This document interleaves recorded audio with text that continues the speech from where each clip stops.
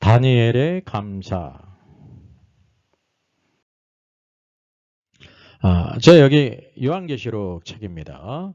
요한계시록 1장부터 11장 그가 왕노로 다시리라. 제가 30년 전에 요한계시록 강해집을 냈어요. 다니엘서를 포함한 510쪽이고 아주 중요한 부분만 넘어서 510쪽인데요. 이제 30년이 넘어서 책도 이제 품절이 될 뿐만 아니라 이제 모든 내용들을 한번 다시 집필을 해야 되겠다라는 마음을 품고 제가 오래전부터 집필을 시작해서 지금 중간 단계에 있습니다. 그래서 여러분이 이제 책을 보시게 되면 성경의 완성과 신앙의 놀라운 영광과 하나님의 놀라운 경륜을 다 알 수가 있습니다. 그래서 요한계시록 제가 여기 가제로 하나님의 왕국과 창조의 경륜의 완성이 요한계시록이에요. 요한계시록을 알지 못하면 하나님의 경륜을 알지를 못하게 되는 거예요. 모든 성경을 알아도 계시록을 모르면 결론 부분이 없게 된다는 사실이죠. 그래서 우리가 이 부분을 더 잘 알아야 될 필요가 있죠. 그래서 1장부터 11장까지의 내용을 제가 지금 집필 중에 있습니다. 여기 밑에는 그가 왕노릇 하시리라. 이게 가장 중요한 부분이거든요. 그래서 북펀딩이라는 게 소위 있는데 예약 구매로 후원을 하는 것입니다. 제가 이제 1장부터 11장까지 지금 집필 중에 있고요.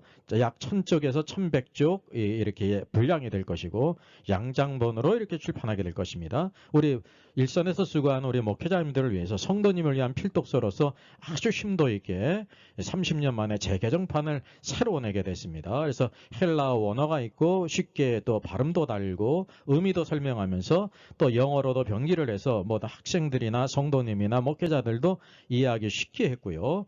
특별히 무천년설과 전천년설을 비교해 가면서 어떤 것이 이제 성경의 견해고 어떤 것이 오류가 있는지를 자세히 QST 하면서 책을 달았습니다. 아마 이렇게 요한계시록을 쓴 책은 제가 찾아보질 못했어요. 또 중요한 것은 각 중요한 주제들을 토픽으로 다 이렇게 달았습니다. 쉽게 얘기하면 생명책에서 그 이름이 흐려진다고 했는데 지운다고 했는데 그 뜻이 바로 무엇인가 성경을 쭉 통해서 하나의 논문과 같이 모든 주제들을 망라해서 이렇게 달았고요. 정가가 이제 약 59,000원인데 예약 특가가 5만 원이에요. 그리고 이제 무료 배송이 됩니다. 이 계좌에 본인 이름을 꼭 기재를 하셔서 5만 원을 입금한 후에 이 메일로 입금자 성명과 주소를 보내시면 출판 후 가장 먼저 이제 10월경이 될 것 같습니다. 먼저 다니엘서 6장 1절로 10절입니다. 다리오 왕 때 고관 120명을 전국에 세웠죠. 총리 셋을 두었습니다.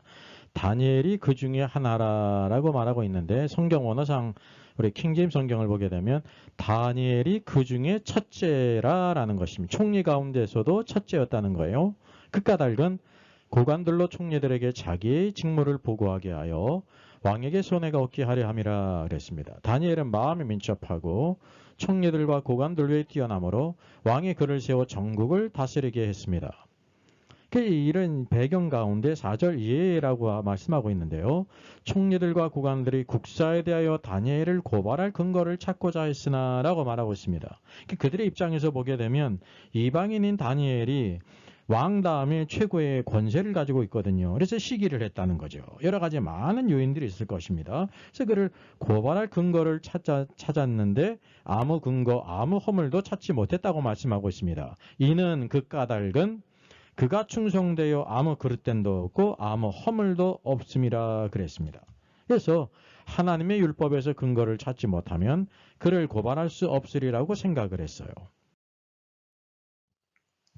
그래서 왕에게 탄원을 합니다. 이제부터 30일 동안 어떤 신이든지 어떤 사람에게 무엇을 구하면 사자굴에 던져넣기로 한 것입니다. 이 외적으로는 왕을 가장 높이는 것입니다. 이 괴계를 알지를 못하지 않았습니까? 그것을 알지 못하기 때문에 조서에 왕의 도장이 찍혔습니다. 9절 이에 다리오 왕이 조서에 왕의 도장을 찍어 금령을 내니라. 다니엘이 이 조서에 왕의 도장이 찍힌 것을 알고도 자기 집에 돌아가서는 윗방에 올라가 예루살렘으로 향한 창문을 열고 전에 하던 대로 하루 3번씩 무릎을 꿇고 기도하며 그의 하나님께 감사하였더라라고 말씀합니다. 오늘 이 말씀 나오죠. 그의 하나님께 감사하였더라. 대체 어떤 감사를 했을까요? 이게 다니엘의 위대한 신앙이 오늘의 말씀에서도 나타나고 있습니다. 특별히 이 시대를 보게 되면 바벨론의 포로로 끌려갈 때가 주전 586년이고요. 그 이후에 페르시아가 주전 538년 페르시아 제국이 들어서지 않습니까? 다니엘 시대는 바로 이제 역대하의 다니엘 에스겔서가 있고요. 포로 시대 때. 그리고 그 위에 메데와 페르시아를 또까지 가게 됩니다. 선지자를 보게 되면 에스라 선지자가 있고요. 학개 스가랴가 이제 1차 포로 귀환에 돌아가서 사역을 하지 않습니까? 이런 시대적인 배경을 이해할 필요가 있습니다. 오늘 다니엘서를 보게 되면 여기 메데 사람 다리오가 나와요. 그래서 영어로 하면은 크세르라고 말합니다. 바벨론은 벨사살 왕 때 멸망을 당합니다. 그래서 메데는 민족 이름입니다. 흔히 이제 나라 이름과도 이렇게 교차했었습니다. 정식 국명은 메디아입니다. 민족은 메데고. 그래서 그들은 스스로 아리아누는 귀족들이라는 뜻이에요. 귀족 민족으로 그렇게 지칭을 했습니다. 여기 오늘날 1935년 이란으로 호칭했습니다. 그리고 영화 300에 나오는 것처럼 크세르가 나오지 않습니까? 가장 이제 권세가 있을 때의 일이라는 것을 우리가 시대적인 배경을 알 필요가 있죠. 다니엘은 마음이 민첩하고 총리들과 고관들 위에 뛰어났다라고 말씀하고 있습니다. 첫째, 다니엘은 어떤 사람인가 하면 모든 고관들, 총리들과 고관들 위에 뛰어났다는 거예요. 이 뛰어나다는 것은 그의 실력이 있는 사람이에요. 나라를 통치하기 위해서는 실력이 있어야 됩니다. 재능이 있어야 된다는 사실이죠. 이 부분을 여기에 보여주고 있습니다. 만약에 다니엘이 하나님께 충성된 사람으로서 믿음은 뛰어난데 만약에 고관들 위에 뛰어나지 못한다고 하면 쓰임받을 수가 없는 것입니다. 그래서 우리가 두 가지 면을 잘 살펴야 할 필요가 있습니다. 모세도 애굽의 모든 학문을 40년간 배웠지만 그 백성을 구원하는 데서 실패하지 않습니까? 그게 무엇이 필요했냐면 광야에서의 하나님의 훈련, 40년의 훈련이 필요했어요. 이 두 가지 면이 꼭 있어야 하나님께 귀 있게 쓰임받을 수 있다는 것을 우리가 알아야 돼요. 그래서 사랑하는 자녀들도 세상에서 열심히 모든 공부를 잘해야 되는 것입니다. 물론 신앙도 하나님 앞에 인격적으로든지 신앙이 뛰어나야 된다는 사실이죠. 그래서 하나님 백성에게 있어서 이런 면이 오늘도 또 하나의 중요한 면이라는 것을 알게 되는 것입니다. 그는 고관들 위에 뛰어났습니다. 그리고 이 성경은 마음이 민첩했다라고 말씀하고 있는데요. 사실 이게 킹제임스 성경을 보게 되면 excellent spirit이에요. 아주 뛰어난 영을 가지고 있었다는 사실이죠. 영의 부분을 우리에게 말하고 있는 것입니다. 하나님께서 보실 때 그가 어떤 사람인가만 아주 뛰어난 영을 가지고 있었다는 사실이죠. 그러니까 하나님을 경외하는 신앙, 그게 내적인 영적인 면이라는 것을 우리가 알아야 되는 것입니다. 우리 모든 그리스도인들이 사랑하는 모든 자녀들도 세상에서 뛰어난 실력이 있어야 되고요. 열심히 수고하고 씨를 뿌리고 공부를 해야 돼요. 그리고 뛰어난 영, 오늘도 영의 사람이 되어야 된다는 사실입니다. 혼의 사람은 하나님께 쓰임받을 수가 없어요. 육의 사람도 더 말할 수도 없다는 사실이죠. 그래서 세상에서 살아가게 될 때 실력의 면이 있어야 되고 또 우리가 하나님의 사람으로서 이 뛰어난 영을 가진 다니엘과 같아야 된다는 것을 보게 되는 것입니다. 특별히 그는 허물과 그릇됨이 없었습니다. 총리의 직분, 막강한 권세가 있는데 권세가 있을 만큼 그것을 이렇게 잘못 사용하는 경우가 이 땅에서 많이 있습니다. 그래서 원수들이 그를 시기하는 자들이 허물이 있는가 그릇됨이 있는가를 찾았는데 전혀 찾을 수 없었다는 사실이죠. 이게 바로 뭐냐면 하나님께 진정으로 쓰임받는 사람은 의로운 사람이 되어야 된다는 것입니다.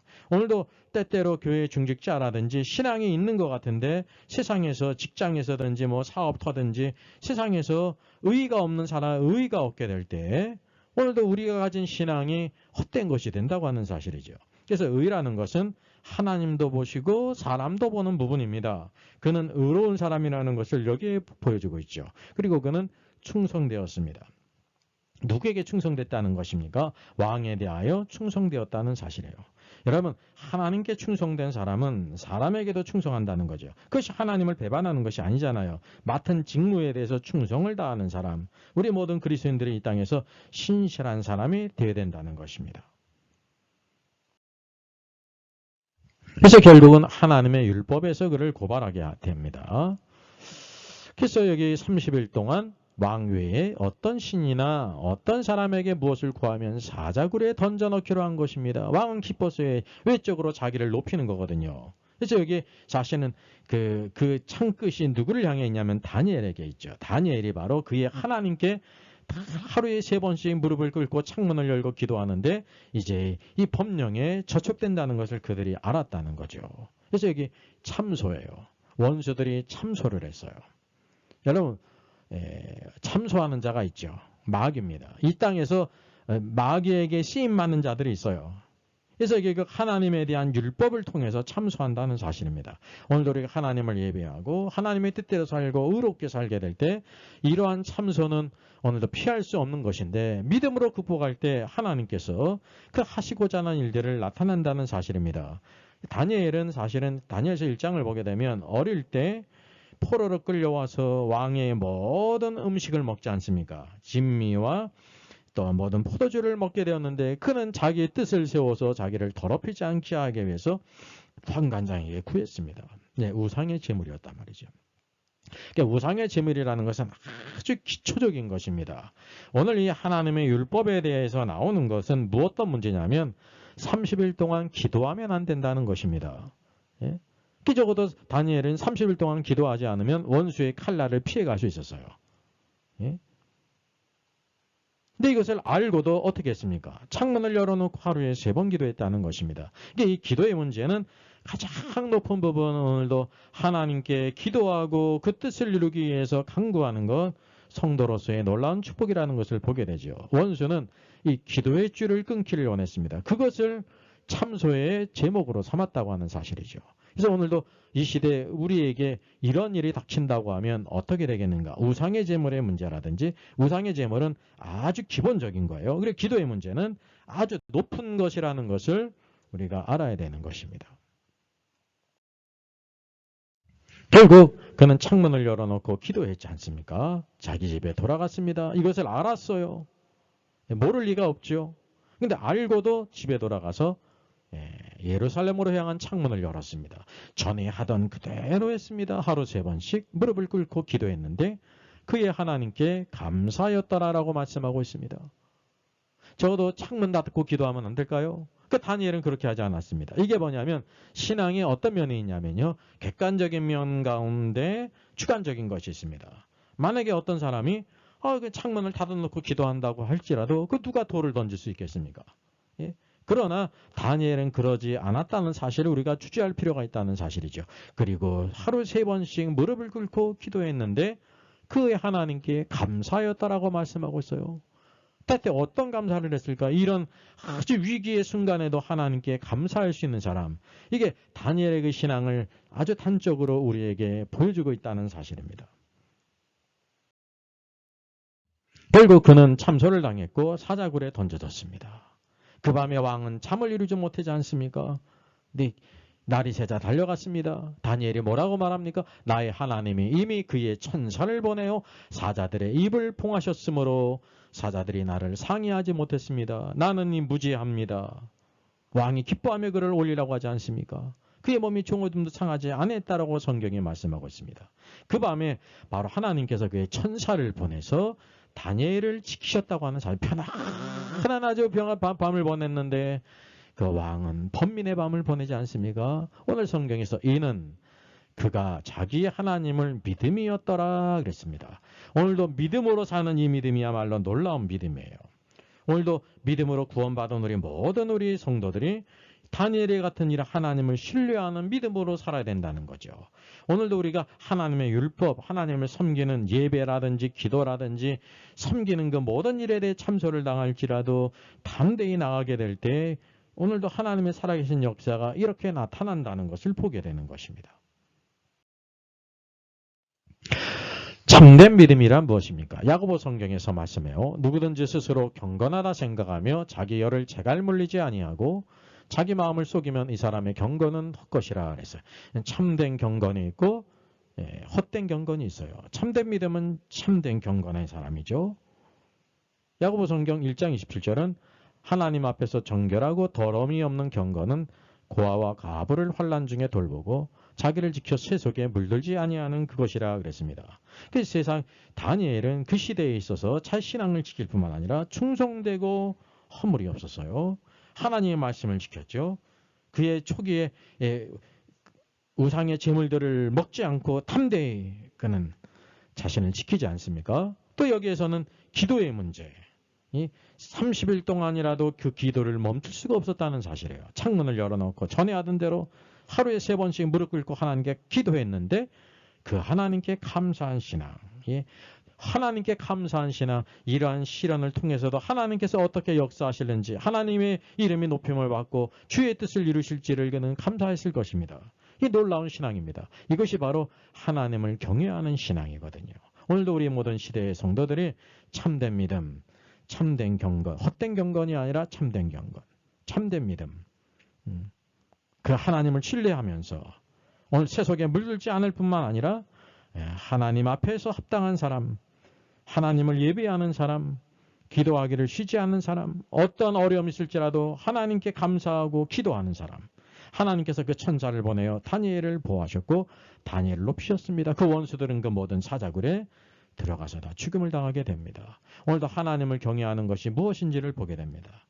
우리가 지난 날을 돌아보면서 하나님의 은혜가 없이 살아갈 수가 없는데 하나님의 은혜를 잊지 않고 감사하며 우리에게 주신 모든 것을 잘 감당함으로 충성되고 허물이 없는 사람, 하나님께 영광 돌리는 사람, 기도하는 사람, 예배의 사람으로 승리하는 저 여러분 되기를 주님의 이름으로 부탁드리겠습니다. 저의 저서를 소개해드리겠습니다.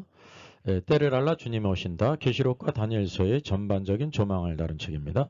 저 사람 천국 갈 수 있을까? 구원과 천국의 내용을 심도 있게 다뤘죠. 구원 탈락인가 거짓신자인가? 모든 중요한 제문제를 다룬 책입니다. 탈고되기가 있고요. 여러분 센스 있는 사람들의 특징이 뭘까요?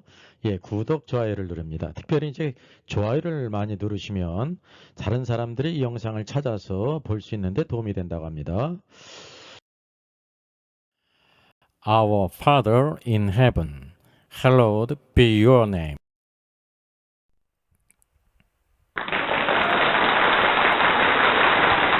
수고하셨습니다.